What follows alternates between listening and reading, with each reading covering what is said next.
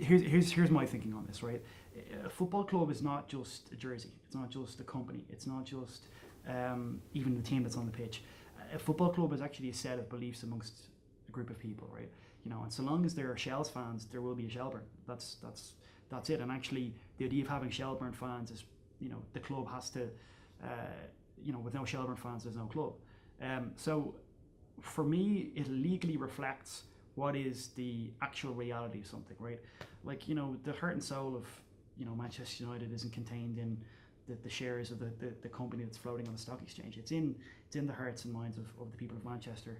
And this comes as close as possible to reflecting that reality, because the people that own the football club are those same people. The people that control the football club are the ones that make it up. And so what that means is you're taking what's a sort of almost a spiritual or a cultural reality and you're translating into a legal one. And what that then means is a number of things that flow out of that, right? So it means that people have a sense of responsibility, I think.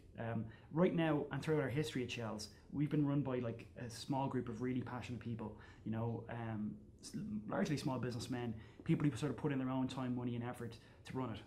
And it's a thankless job for in many cases. And what's happened usually is they can get 10, 20, even 30 years out of it sometimes, but inevitably, there comes a time when their resources, their physical resources, their financial resources, they just aren't there anymore. And unfortunately, that's where we are right now. Yeah, it is difficult to run a football club, especially in the first division, more so than the Premier Division. The budgets that you had available to you in the Premier Division were topped up massively by the away supporters.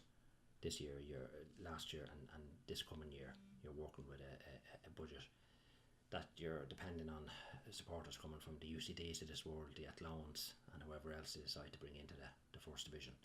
And they really curtail you to what you can give Kevin going forward for the players, to the degree that you're probably down maybe 100, 120 grand on what you would have if you were in the Premier Division. And you have to work within that constraint all the time.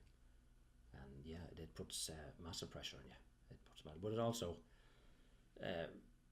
puts a discipline on you from the point of view of the player's point of view, that you know you can only go to a certain limit for wages with them.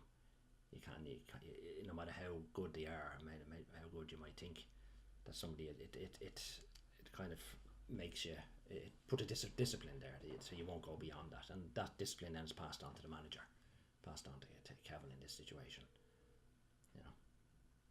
Well, the current situation with the club, it's kind of in a static plane at the moment. We can't really look beyond a season to season situation because of the ground situation. That really is where we're snookered, and until that's resolved, we're not really going to be making any massive strides within the club. Be aiming towards where we were in the good old days. I'm sure everybody is aware at the moment we're in the middle of negotiations with the FAI and Bohemians in ground sharing. Whether that happens or not, I don't know, but we're certainly going to investigate it and go as far as we can to see where it'll take us. To me, it's probably the only game in town. None of us, we'd all like our own home, but if we get what we're hoping for in Dalymount, which would be basically a shared stadium, really 50-50 down the line, where we'd have our own stand on the far side with our own dressing rooms, our own bar, our own facilities over there, and Bows have it on where they are at the moment on their side, and everything is split down the middle. A management company would run the stadium, we'd both be directors of that management company, and it would be run independently. No one team, no one club would have any veto into the what goes on in the stadium. You'd both have an input into everything that goes on there. I mean, look, my preference is really clear. Like, I think we should have our own stadium. That's the ideal scenario. Whether it be Tolka or whether it be a greenfield site or something that makes sense. Something we can call our own. Get into the community about it. And try and promote something and build something. Unfortunately, it looks like the options are pretty limited. We're certainly in the trust where we're going to be holding sort of a survey very soon to get what fans' thoughts are on it. But by and large, I mean what I'm hearing is something similar. Is I think the ideal scenario is absolutely we have our own place, but the options look like they're pretty slim. The Dalymount deal, obviously there's some details that are kind of coming out about that now.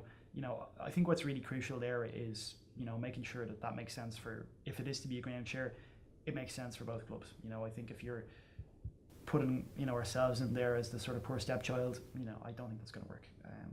And I don't think anybody would be in favour of a situation that is only cosmetically beneficial. It has to have real benefits to it. So for me, again, like I said, I think the ideal scenario is we have our home of our own, something we can call, whether it's even Talca Park in some way, shape or form. But if it is to happen and if it is to go somewhere else, I think those concerns need to be met. I don't think we can be going into a situation where we're a second class in any way. So all true Shelbourne supporters would love to go back to Ringsend, to the stadium in Ringsend, and we did look at that a couple of years ago. We looked at it, but there was going to be a lot of objections from the local residents in the area to be building a stand around the back of it, so it didn't take off. But that would be the ideal, to be back there and to go back to the home of Shelbourne where it all started.